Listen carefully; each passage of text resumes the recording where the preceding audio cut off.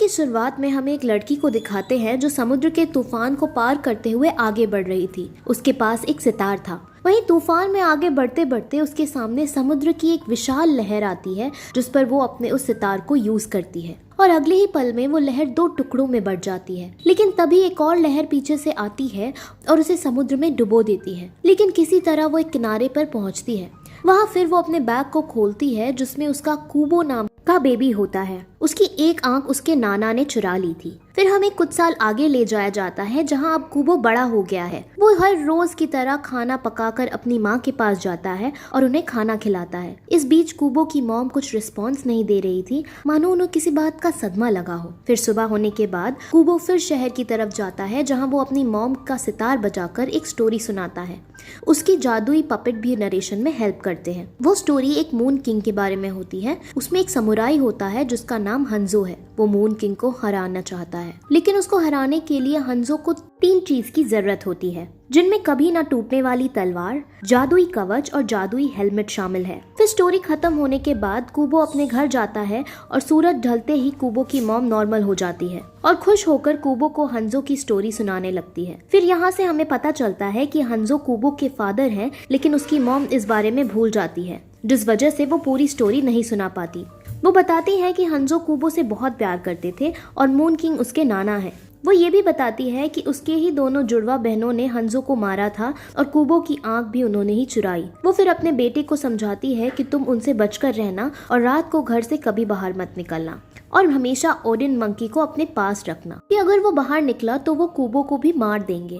फिर अगले दिन कूबो फिर से शहर जाता है, लेकिन वो इस बार अपने पापा की कब्र पर जाता है और उनसे बातें करने लगता है और समय बीतते बीतते रात हो जाती है। वहाँ जब उसे अपने पापा की कब्र से कोई रिप्लाई नहीं आता तो वो फ्रस्ट्रेट हो पूजा वाली लैंप को तोड़ मरोड़ कर झील में फेंक देता है। लेकिन फिर उसे तुरंत रियलाइज भी होता है कि ये सही नहीं था, इसलिए वो सॉरी बोलता है। वहीं रात को कूबो की मॉम जब कूबो को अपने पास नहीं देखती तो वो बहुत चिंतित हो जाती है। वहीं कूबो को 2 औरतें उसके पास आती हुई दिखाई देती है जो उससे कहती है कि वो उसकी मौसी है और वो कब से कूबो को ढूंढ रही है ताकि वो उसकी दूसरी आंख भी ले सके। कूबो उनसे डर कर तुरंत वहाँ से भागता है, लेकिन उसकी मौसी मायावी थी। वो जादू से एक काला तूफान बनाती है और कूबो पर छोड़ती है, जिससे कूबो गिर जाता है। लेकिन तभी वहाँ कूबो की मॉम आ जाती है जो उस सितार को जोर से बजाती है, जिससे उसकी बहनें दूर जाकर गिरती है। अब अपने बच्चे को सेफ देख उसकी माँ बहुत खुश होती है और उसे गले से लगा के कहती है कि तुम्हें वो 3 जादुई चीजें ढूंढनी होगी। फिर वो कूबो के कमर पर अपना हाथ फेरकर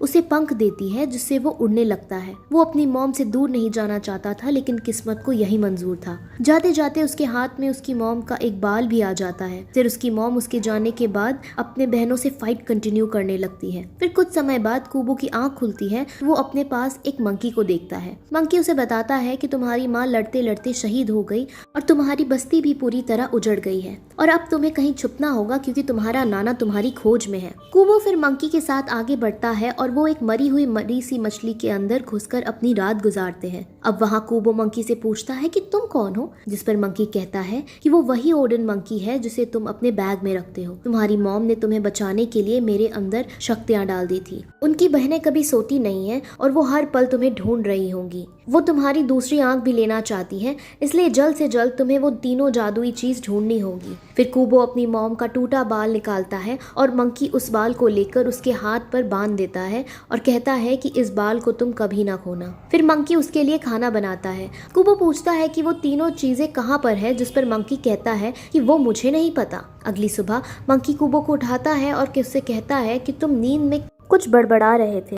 फिर वो दोनों देखते हैं कि उसके बनाए हुए समुराई पुतले जाग गए हैं और वो उन दोनों को रास्ता दिखाने लगते हैं। कूबो और मंकी दोनों उस पपेट के साथ आगे बढ़ते हैं। वहीं एक बर्फीली चट्टान के पास उन्हें एक आदमी दिखता है। मंकी को उसमें खतरा नजर आता है, जिससे वो तुरंत उस पर हमला करने लग जाता है, लेकिन फिर कूबो उसे रोकता है और कहता है कि ये खतरा नहीं है और ये हंजो को भी जानता है। फिर कूबो अपने बारे में बताता है कि मैं हंजो का बेटा हूँ। मंकी किंग हालांकि ये बताने से मना करता है, लेकिन कूबो फिर भी बता देता है। वो एक समुराई था जो एक बीटल जैसे लग रहा था। समुराई कहता है कि मैं हंजो को ढूंढने में तुम्हारी आखिरी सांस तक मदद करूंगा। फिर हंजो पपेट उन्हें आगे ले जाता है और वो एक पत्थर से बनी खोपड़ी जैसी गुफा में पहुंचते हैं। वहाँ एक पत्थर का दांत के टूटने से वो सब लोग नीचे गिर जाते हैं और वो फाइनली एक चेम्बर में पहुंच जाते हैं जहाँ कभी न टूटने वाली जादुई तलवार उन्हें मिल जाती है। समुराई उस तलवार को निकालता है, लेकिन उसे निकालते ही वहाँ एक बड़ा सा स्केलेटन आ उन पर हमला करने लगता है। मंकी फिर उस जादुई तलवार से स्केलेटन पर हमला करता है, लेकिन तलवार एक बार में ही टूट जाती है, जिससे उन्हें ये तो समझ आ जाता है कि इतनी आसानी से उन्हें ये तलवार नहीं मिलने वाली। असली तलवार उस स्केलेटन के खोपड़ी के अंदर घुसी हुई थी। स्केलेटन मंकी को हाथ में उठा लेता है। अब ये देख कुबो वही सितार बजाता है, जिससे उसके पपेट उड़ने लगते हैं और वो स्केलेटन को तंग करने लगते हैं। अब समुराई अपनी बीटल पावर का यूज कर कुबो को अपने साथ लेकर उठता है और मौका पाते ही उसकी खोपड़ी में से वो तलवार निकाल लेते हैं, जिसके बाद वो स्केलेटन वहीं बेहोश हो जाता है। फिर वो सब वहाँ से बाहर आते हैं और उन्हें वहाँ एक झील दिखती है जिसे उन्हें पार करना था। उन्हें कुछ समझ नहीं आता कि झील को कैसे पार करे और इसी चक्कर में समुराई और मंकी की बहस भी होने लगती है। लेकिन इतने में कुबो पत्तों का यूज करके एक नाव बना लेता है, जिसके बाद वो सब उस नाव में बैठ सफर करते हैं। अब वो आपस में काफी बातें करते हैं और इस बीच अब रात होने लगती है। अब कहीं छुपने का प्लान सोचते हैं, क्योंकि रात होते ही उसकी मौसियाँ उन्हें ढूंढने लगती है। वहीं फिर पपेट हंजो उन्हें इशारा करता है कि इस झील के नीचे वो जादुई कवच है, इसलिए अब और देर न करते हुए बीटल समुराई सीधे झील में कूद जाता है। वहीं उनकी मौसी को पता चल जाता है कि कुबो अपने पिता की तरह ही उन जादुई चीजों का खोज कर रहा है, इसलिए वो तुरंत कुबो को ढूंढने निकल जाती है। वहीं दूसरी तरफ जब बहुत देर हो जाने के बाद भी बीटल समुराई बाहर नहीं आता, तो उसको ढूंढने के लिए कुबो भी झील में कूद जाता है। अब कुबो को देख मंकी भी उसके पीछे पीछे जाता है, लेकिन इसी बीच उसकी एक मौसी मंकी को पकड़ लेती है। मंकी और आंटी की जबरदस्त फाइट होने लगती है। वहीं झील के नीचे कुबो को जादुई कवच मिल जाता है, जिससे वो पहन लेता है, लेकिन तभी वहाँ एक बड़ी सी आंख उसके सामने आती है और उसे हिप्नोटाइज करने लगती है, जिस वजह से उसके जादू से बनाई हुई नाव टूटने लगती है। मंकी और मौसी की फाइट के दौरान मौसी मंकी से बताती है कि वो अपनी जिंदगी में सिर्फ एक ही बार हारी है, और वो भी अपनी बहन से, क्योंकि उसकी बहन को एक इंसान से प्यार हो गया था। वहीं फिर बीटल समुराई भी नाव में आता है, जिस पर मंकी तुरंत उससे कुबो को बचाने का कहता है। कुछ ही देर में फिर बीटल समुराई कुबो को बचा ऊपर ले आता है, और अब मंकी भी उस जादुई तलवार को यूज करता है, जिससे मौसी गायब हो जाती है। अब इस लड़ाई से मंकी काफी ज्यादा घायल हो गया। वो सब नाव को अब ठीक कर बातें करने लगते हैं, जिसमें कुबो को पता चलता है कि वो मंकी असल में उसकी माँ ही है। वो सब फिर एक घर में जाते हैं और अपनी रात गुजारते हैं। कुबो फिर मंकी से पूरी स्टोरी बताने के लिए कहता है, जिस पर मंकी बताना शुरू करती है कि बहुत साल पहले तुम्हारे नाना ने मुझे और तुम्हारी मौसी को हंजो को मारने के लिए भेजा था, क्योंकि तुम्हारे नाना हंजो से डरने लगे थे, क्योंकि हंजो वो तीनों जादुई चीज इकट्ठे करने निकला था। मैं हंजो से लड़ाई करने लगी थी, लेकिन लड़ाई करते करते हंजो बीच में ही रुक गया और मुझसे कहने लगा कि उसकी कई तरह के अजूबे इस दुनिया में देखे हैं, लेकिन तुमसा अजूबा पहली बार देखा है। वहाँ से उन दोनों में प्यार होने लगता है और कुछ समय बाद कुबो का भी जन्म होता है। अब इस सबसे कुबो के नाना काफी ज्यादा गुस्सा थे, इसीलिए वो उन पर हमला करते हैं। इसमें तुम्हारे पापा और उनकी सारी फौज मर गई। कुबो फिर पूछता है कि मेरे नाना मुझसे इतनी नफरत क्यों करते हैं, जिस पर उसकी माँ बताती है तुम्हारे नाना तुमसे नफरत नहीं करते, लेकिन वो तुम्हें अपनी तरह ही सख्त बनाना चाहते हैं। जिस पर कुबो रोते हुए कहता है कि वो उनकी तरह कभी नहीं बनेगा। फिर वो सब सो जाते हैं और रात को कुबो को एक सपना आता है, जिसमें वो अपने नाना को देखता है। उसके नाना उसे कहते हैं कि वो अंधे हैं। फिर वो उसे एक हंजो का किला दिखाते हैं, जहाँ पर तीसरी जादुई चीज रखी है। वो फिर उसे किले का नक्शा भी ढूंढ कुबो को बताते हैं। अब अगले दिन सुबह कुबो सबको वहां जाने को बोलता है, जिस पर अब सब उसी तरफ जाने लगते हैं। काफी सफर तय करने के बाद वो शाम को फाइनली किले में पहुंचते हैं।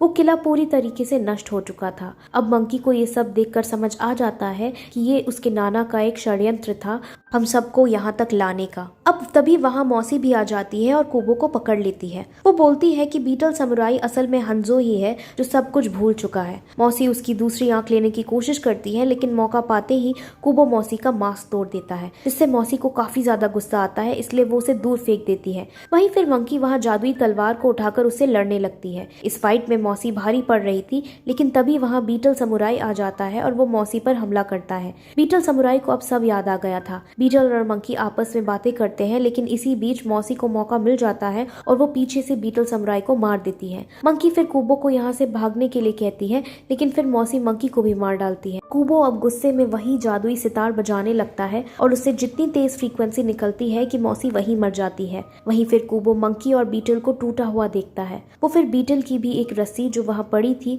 उसे उठा अपने हाथ में बांध लेता है। फिर फिर पपेट हंजो एक पेपर की तरफ इशारा करता है जिसमें आखिरी जादुई चीज का नक्शा था। अब कुबो अपने जादू का यूज करता है और उस सितार को फिर से बजाता है, जिससे उसके पापा के पकड़े उससे आकर लिपट जाते हैं और जादू से कुबो अब उससे नक्शे वाली जगह पर पहुंच जाता है। और ये वही जगह होती है जहां कुबो स्टोरी सुनाया करता था। वो फिर एक जगह जादुई हेलमेट को टंगा देखता है। कुबो उस हेलमेट को पहनता है और बाकी सभी शहर वालों को इस शहर से दूर जाने के लिए कहता है, क्योंकि उसके नाना आने ही वाले थे। अब कुबो तीनों जादुई चीज को धारण कर एक महान समुराई बन जाता है और फिर उसके नाना मून किंग उसके पास आते हैं। मून किंग फिर उससे बताते हैं कि उसे कुबो की आंख चाहिए, क्योंकि उसकी आंख लेकर ही वो जन्नत का हकदार बन पाएगा, और अगर उसे उसकी आंख नहीं मिली तो वो समय के अंत तक वहीं सड़ता रहेगा। कुबो उसे गुस्से में कहता है कि तुमने मेरे मॉम डैड को मार दिया है, मैं क्यों तुम्हारी मदद करूं। अब दोनों में कुछ आर्ग्यूमेंट सा होता है, जिसके बाद मून किंग एक मॉन्स्टर में बदल जाता है। उन दोनों में काफी शानदार फाइट होती है, लेकिन इस बीच वो कुबो के हेलमेट को पकड़ नीचे गिरा देता है, जिससे कुबो की शक्तियां कमजोर हो जाती है। मून किंग उससे दूर के एक कब्रिस्तान में फेंक देता है। फिर मून किंग भी वहां आता है। वहीं फिर कुबो को वो दो हाथ में बंधी रस्सियों की याद आती है। वो फिर अपनी भी एक बाल तोड़ता है और तीनों को बालों को एक पना सितार में लगाता है और जोर जोर से सितार को प्ले करता है, जिससे वहां रखी हुई सभी लैंप्स जल जाती है। जैसे जैसे वो प्ले करता जाता है, कब्रिस्तान में मरे सब लोग की आत्मा बाहर आने लगती है। अब सभी गांव वाले अपने मरे हुए परिजनों को वापस देख बहुत खुश होते हैं। अब कुबो के दोबारा प्ले करने से वहां उनके चारों तरफ एक शील्ड बन जाती है, जिसे मून किंग तोड़ नहीं पाता। अब कुबो फाइनली एक और शक्तिशाली साउंड निकालता है, जिससे मून किंग वहीं मर जाता है। लेकिन फिर दोबारा से मून किंग वहां एक इंसान के रूप में प्रकट हो जाता है। उसे याद नहीं होता कि वो कौन है और यहाँ क्या कर रहा है। फिर गांव वाले लोग उसे बताते हैं कि वो बहुत अच्छे लोग हैं और कुबो तुम्हारा पोता है। फिर कुबो अपने पेरेंट्स के लिए लैंप जलाकर उन्हें झील में बहा देता है। वहां फिर उसके पेरेंट्स भी उसके साथ थे, जो उसको सांत्वना देते हैं। और इसी के साथ ये मूवी यही खत्म हो जाती है।